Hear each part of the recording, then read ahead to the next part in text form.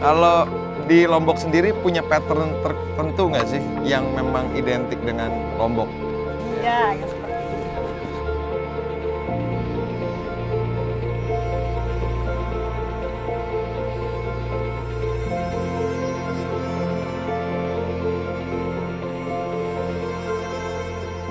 Kotoran sapi, kenapa nggak kotoran kerbau gitu? Dua-duanya boleh, tapi kalau kotoran sapi itu untuk tiap 1 bulan sekalinya. Nah, kalau ada acara ritualnya baru kotoran kerbau. Oh. Beda ya. Misalnya ada acara khusus suku Sasak, kalau udah dipel rumahnya udah dianggap bersih, berarti sudah ready dipakai. Beda. Jadi kalau dari kacamata agama benarnya itu tidak boleh kan, agak najis. Nah, justru itu daya tarik dari budaya dari suku Sasak ini. Tapi nanti ini dikeringin, Ini udah cepat kering ini aja kemarin tapi dibiar gitu kan? Dibiarkan ya? saja. Nggak dibilas Ya, gitu ya? enggak. Udah dibilas nih pakai air. Dan itu udah apa namanya pas musim hujan, kalau mereka tidur kan di lantai. Iya. Jadi hawanya agak hangat gitu. Oh. Ya.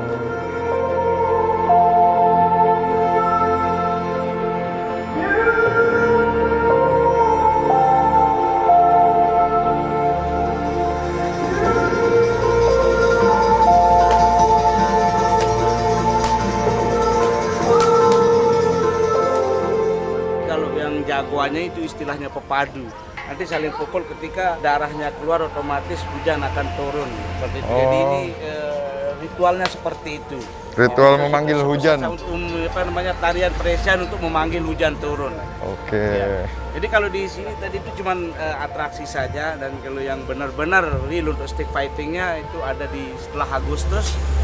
Invite, jadi diundang yang benar-benar pepadu sama pemerintah, itu semacam peresian cup ada, Pak. Oke. Kalau kemarau panjang, jadi kalau di suku Sasak itu kita adakan peresian atau stick Supaya fighting hujan, untuk memanggil hujan. Ya, jadi semacam tarian ritual seperti itu. Nah, kalau dari suku Sasak sendiri, Pak, ini udah dari kapan? Suku Sasaknya memang udah lama sih. Suku Sasak asli. Memang aslinya dulu suku Sasak itu asal kata dari Saksak. Oke. Itu antara Jawa sama Bali. Jadi bahasanya itu kombinasi antara Jawa Bali, Oh. tidak jauh beda. Oh, oke, Ya, oke. native-nya orang Sasak itu masih yang masih benar-benar asli tinggal di sini memang. Kalau di Lombok ini bahasanya bahasa Sasak semua, tapi ada 2 macam Sasak sekarang. Ada Sasak Lebung, ada Sasak Tulen. Sasak Tulen asal kata dari asli. Ya, Kalau Tulen. Tulen sementara Lebung itu aslinya rapuh.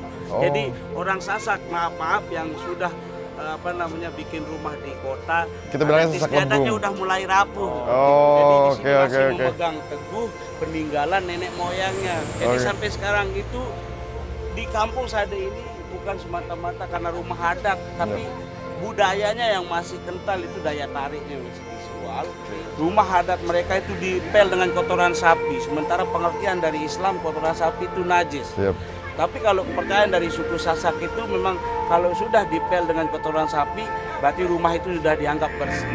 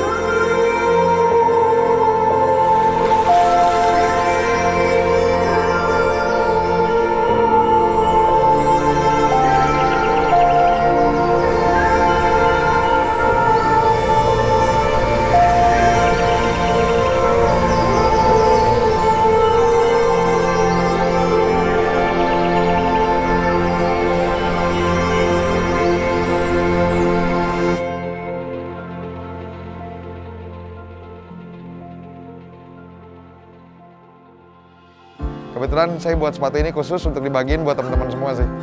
Jadi terima kasih semuanya. Silakan diterima.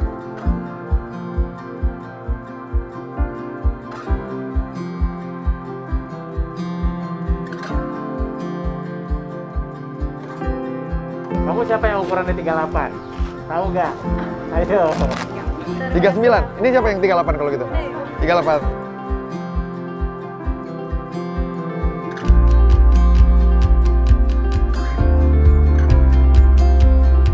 Kenapa saya datang jauh-jauh bikin sebuah sepatu? Karena sepatu adalah pengharapan. Jadi teman-teman, saya berharap teman-teman di sini jadi luar biasa ya kan. Terima kasih buat teman-teman semua.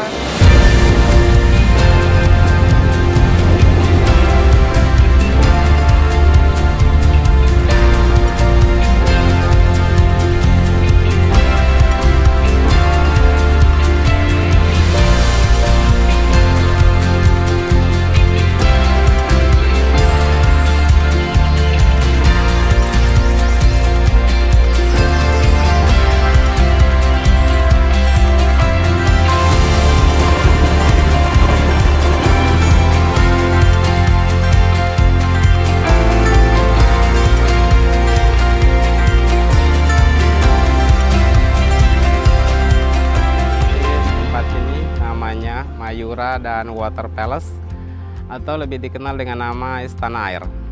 Jadi tempat ini berdiri tahun 1744 oleh Raja Anak Agung Anglurah Made Karangasem. Jadi dulu tempat ini hutan yang mana di dalamnya banyak dihuni ular. Ketika raja akan bangun tempat ini, beliau minta bantuan ke Sriwijaya. Kemudian dari Sriwijaya sendiri dikirimin burung merak untuk mangsa ular atas saran sahabat raja yang dari Pakistan. Jadi dulu nama tempat ini Kelepug, artinya mata air.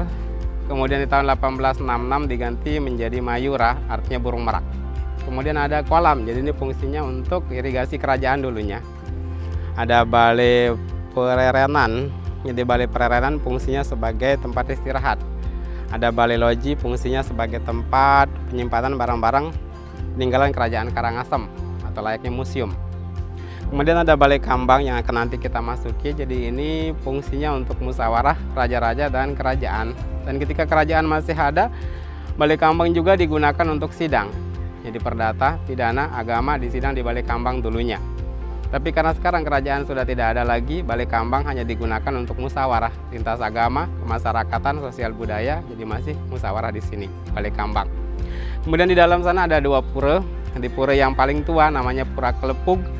Jadi digunakan oleh keluarga raja. Dan Pura Jagatnata itu pura yang paling besar atau Hindu Center di Nusa Tenggara Barat. Jadi apapun kegiatan keberagaman umat Hindu pusatnya di Pura Jagatnata. Jadi saya lebih perjelas lagi. Jadi tempat ini jadi punya dua objek. Jadi objek budaya. Jadi yang ini yang di luar tembok objek budayanya. Jadi kemudian di dalam itu objeknya religi. Jadi karena tempat ibadah. Jadi yang jadi tempat ibadah dan budayanya jadi bukan dipisahkan oleh tembok.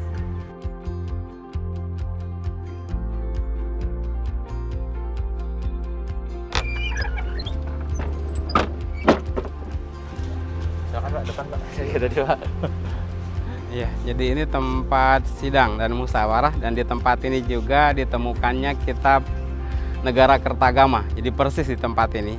Jadi kalau kita merujuk ke buku-buku sejarah, jadi kitab Negara Kertagama jadi ditemukan di salah satu pura terbesar di Lombok, ya, karena ini bagian dari pura yang di samping sana. Jadi simbol toleransi beragama di Lombok ada patung Muslim, Cina dan Arab, Arab Cina. Jadi ada dua hal dari patung-patung ini. Yang pertama sebagai tanda terima kasih raja kepada sahabatnya yang dari Pakistan yang pernah nyaranin untuk melihara burung merak. Yang kedua, patung-patung ini sebagai simbol toleransi beragama.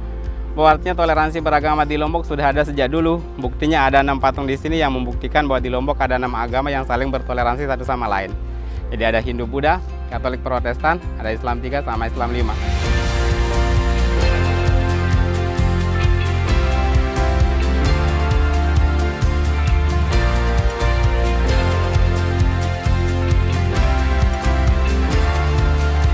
Ada nggak yang menggunakan sepatu ukurannya 41?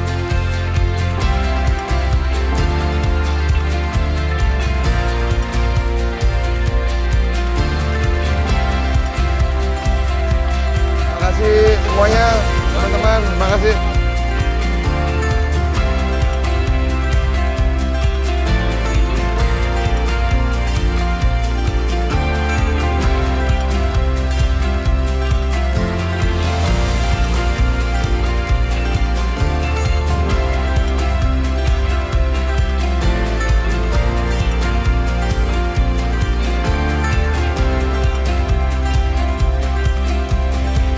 Oke, kalau ditanya kenapa mau, gue udah pasti mau lah diajak jalan-jalan, ya nggak sih? Terus tujuannya juga pas gue tanya mau bagi-bagi sepatu kan, itu kayak, wih keren gitu. Walaupun gue sempat nanya ya, mempertanyakan, kenapa sepatu sih Ser gitu kan. Dan dari jawaban lo sebenarnya simpel sih, gue cukup, ya orang kan kalau charity atau berbagi cukup klise loh, maksudnya kayak hal-hal yang umum lah. Tapi ini lo sepatu gitu, dan menurut gue kayak emang bidang lo gitu, jadi lo nggak bisa ngasih apa yang lo nggak punya gitu. Jadi emang lo punyanya itu, pengetahuan lo di situ, dunia lo di situ. Dan menurut gue cukup beda dan wih asik juga ya, nggak kepikiran gitu sepatu gitu loh. Dan lu sempat bilang kayak, lu sadar gak sih sepatu itu hal yang paling diinginkan untuk kayak anak laki-laki gitu. Nah buat gue pas di situ kayak nggak kepikiran gitu loh. Jadi kayak wah asik nih, gue udah pasti mau ikut lah jalan-jalan. Kesan pesan gue yang pasti, gue seneng yang ini sih ketika membagikan sesuatu dan dia sangat appreciate. Gue sangat ingat ketika bapak cilok yang lo tawarin, kita beli ciloknya dan lu kayak, Pak ukuran sepatu lo berapa gitu kan. Dia nyebutin terus kayak, emang kenapa? Gue mau ngasih lo sepatu. Dan yang bener gitu. Nah buat gue tuh respon yang kayak gitu sampai dia pas nyobain terus kayak happy, kayak terus ambil aja ciloknya mas gitu kan. Jadi kayak buat gue tuh kayak, wih lucu ya. Terus gue juga pas ngebagiin, ada satu yang kita misah, itu petani kedelai. Gue disempet jualan, dikira tukang jualan gitu. Gue ngasih sepatu, saya nggak ada uangnya pak gitu kan. Gue bilang, lah ini buat bapak sepatunya gitu kan. Terus gue juga ngasih ke anaknya. Jadi kayak ya lucu aja sih respon orang-orang, walaupun banyak yang kayak ketika gue tawarin kabur lari gitu kan, malah takut. Gue dikira katanya dari ini mau disuruh vaksin corona. Mungkin takut kali dikejar-kejar sama orang tatoan apaan nih gitu kan. Tapi ngeliat respon yang menurut gua tidak kebayang ya. Maksudnya kan kadang kita memberi sesuatu atau apa, ya mungkin kita terbawa sama acara TV atau apa, wah haru apa segala macam. Cuman di sini menurut gua ada respon-respon yang wah gak kepikiran nih, gua responnya nggak pernah ngeliat nih kayak gini gitu. Jadi happy udah pasti. Karena gua sama Puru pun waktu itu pernah jalan ke Raja Ampat, pernah lah kita bawa mainan, buku, dan ngeliat respon yang kayak gitu tuh emang selalu wow banget. Gua pernah ngasih sampai gue inget banget mainannya dibawa tidur. Waktu itu kita bagi, ya kita berbagi sesuatu yang kita bisa bawa aja kan. Waktu itu kayak kurang lah karena kita di sekampung satu pulau, dan mereka otomatis ketika makanannya kurang mereka potek sendiri terus bagi, nggak ada yang ribut saat itu. Gue ingat banget di Raja Ampat. Jadi kayak wah gitu ngeliat respon-respon kayak gitu selalu fun gitu. Pesan-pesan selalu menarik ketika lu bilang kita kan sebenarnya jalan-jalan ya, terus mungkin orang bilang kayak ya jalan-jalan terus bagi-bagi. Jadi berbagi nggak selalu ya, kita having fun juga bisa sambil bagi-bagi kan gitu kan. Jadi paling itu aja sih.